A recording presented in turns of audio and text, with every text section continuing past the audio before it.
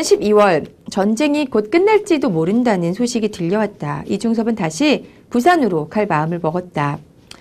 이중섭은 가족의 생계를 위해 부두노동이나 운수회사의 인부 노릇을 했다. 그러나 그렇게 버는 돈으로는 식구들의 끼니를 겨우 이어갈 정도였다. 자, 보세요. 다시 1951년이 됐어요. 51년 겨울 12월 어디로 옵니까? 부산으로 옵니다. 이게 패착이야. 왜냐면 53년이 돼서야 겨우 이제 휴전이 되니까 옳지 않았어. 제주도에서 나오면 안 되는데, 그치?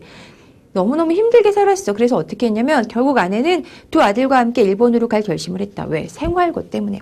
부산으로 왔지만 여전히 생활고에 시달려요.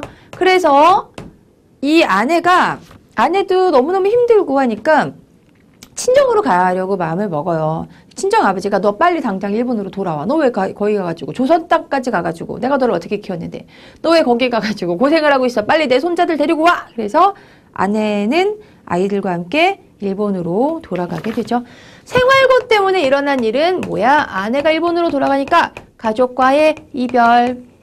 이때부터 이제 절절한 사연이 시작이 되네.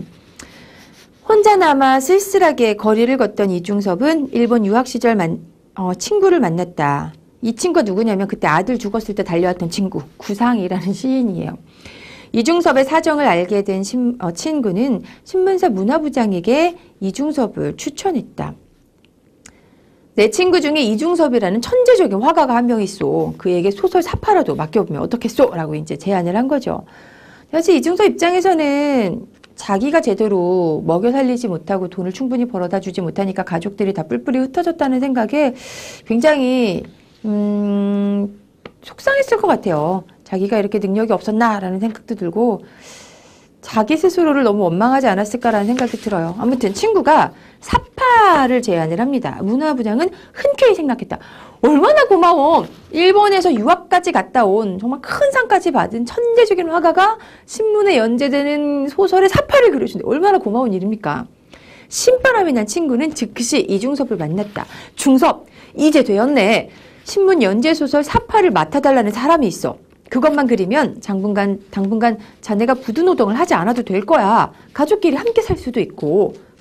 이 친구 얼마나 고마웁니까? 근데 고마워. 난 자네가 무슨 말을 하려는지 잘 알아. 하지만 사파는 못 그려. 헐, 사파 못 그린대. 상업적인 그림이잖아요. 내가 그리고 싶은 그림도 아니고요. 어떤 삶의 체험이나 사연을 표현하는 그런 일기 같은 그림도 아니고요. 민족혼을 담아내는 그림도 아니에요. 그냥 돈을 받고 그리는 그림이고 이 사파라는 게 사실은 소설의 줄거리를 표현할 수 있는 그림이잖아. 나의 그림이 아니라 소설에 곁들여지는 거란 말이야. 그러니까 자기는 그걸 못 그리겠다고 얘기를 하는 거야. 자, 봐봐. 사파 제안을 어떻게 해요? 거절. 사파를 그려달라는 제안을 거절을 합니다. 왜? 이중섭 입장에서 사파는 그냥 예술적인 그림이 아니라 상업적인 그림이기 때문에 예술성이 없다라고 생각한 거지. 친구는 이중섭이 사파를 그리지 않겠다고 한 이유를 잘 알았다. 사파가 아무리 돈이 된다 하더라도 그것은 진정한 그림이 아니므로 그릴 수 없다는 것이었다. 즉 자기는 예술 정신이 돈보다 중요해. 배부른 돼지보다 배고픈 소크라테스가 되겠다라고 얘기하시는 분이니까 어쩔 수 없죠. 사파 청탁을 거절할 수밖에 없다라는 거죠. 이중섭이 생각했을 때 사파는 진정한 그림이 아니야. 진정한 그림이 아니야. 즉 예술이 아닌 거죠. 그럼 이중섭이 생각하는 예술은 어떤 거야? 우리 지난 시간부터 계속 얘기해서 알겠지만 민족혼을 담아내는 그런 그림. 독창적이고 순수한 예술 세계를 보여주는 그림. 아니면 가족에 대한 그리움이라든가 소박한 삶의 사연을 담아내는 그림. 이런 게 진짜 그림이라고 생각한 거죠. 이중섭은 주머니에서 손바닥만한 종이를 꺼내 친구에게 내밀었다. 아니 이거 담뱃갑에서 나오는 은박지가 아닌가? 그래, 은박지 그림이지. 요즘 나는 이런 장난을 하는 재미로 산다네. 은지화라고 얘기를 해요. 친구는 그림을 그릴 종이나 천도 없었지만 그런 것에 구애받지 않고 남이 버리는 은박지를 주워 모아 그림을 그리는 이중섭의 장인 기질에 감탄했다. 그리고 은박지에 그려진 그림 내용에 더 감탄했다.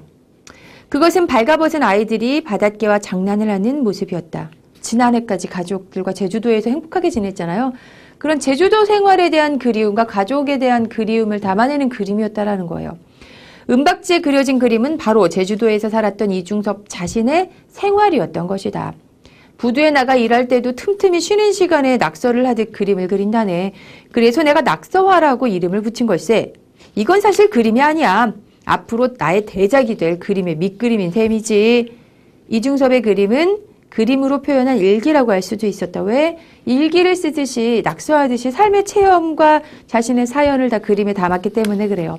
그만큼 이야기가 많았고 문학적인 향기가 잔뜩 배어 있었다. 더구나 그 그림에는 다음과 같은 글이 써 있기도 했다. 삶은 슬프고 아름다워.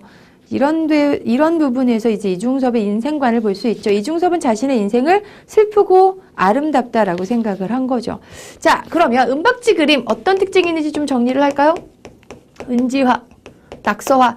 은박지 그림이 은지화예요. 자, 은지화의 특징. 일단 얘는 예술적이죠. 사파와는 달라요. 예술적인 그림입니다. 또 독창적이죠. 독창적이고 순수 예술이에요. 상업 예술이 아니라. 또 주로 내용이 뭐라고? 가족에 대한 그리움. 제주도의 생활 모습을 담아냈으니까. 가족에 대한 그리움을 표현한 그림들. 또 삶의 사연. 소박한 삶의 사연을 담은 그림. 일기 같은 그림이죠. 그러한 그림입니다. 이렇게 좀 은지화에 대해서 정리를 하시면 되겠습니다. 마지막 단락이에요. 6번 단락 볼게요. 1955년 이중섭은 개인전을 열었다. 이제 시간이 흘렀어요. 다시 말하면 벌써 3년, 4년 동안 혼자 지냈다라는 거죠. 51년 말에 부산에 왔는데 이제 곧 바로 가족들이 일본으로 떠나잖아요. 55년에 개인전을 열고 이 개인전 이후에 바로 죽게 돼요. 얼마 안 돼서 56년에 죽었으니까. 그럼 생각해봐. 말년의 가족들과 4, 5년을 떨어져 지냈으니까 가족이 얼마나 그리웠겠어요. 그때 이제 다시 이제 그래도 마사코 여사는 자식들을 데리고 일본에 가서 살면서 물론 남편이 없으니까 편안하게는 못 살았겠지만 그래도 친정에서 그럭저럭 살았단 말이에요. 근데 이중섭은 얼마나 가족을 그리워하면서도 혼자 힘들게 살았겠어요. 이 대쪽 같은 성질머리에. 그치? 1955년 이중섭은 개인전을 열었다. 열흘간 전시된 작품은 모두 45점이었다. 이 전시회를 어디서 열었냐면 지금의 신세계백화점 본점. 지금 저기 명동에 가면 을지로에서 명동 쪽으로 가다가 보면 롯데백화점에서 쭉 더 가서 한국은행 지나서 그 신세계백화점이 있는데 그때는 그 신세계백화점을 미도파 백화점이라고 그랬대요. 미도파 건물에서 미도파 화랑에서 개인전을 열게 돼요. 전시회는 연일 사람들로 가득 메워졌다. 그렇게 생각하면 그 신세계백화점이 진짜 오래된 건물이다. 그치? 이중섭은 그림이 팔릴 때마다 고객들에게 큰 절을 했다.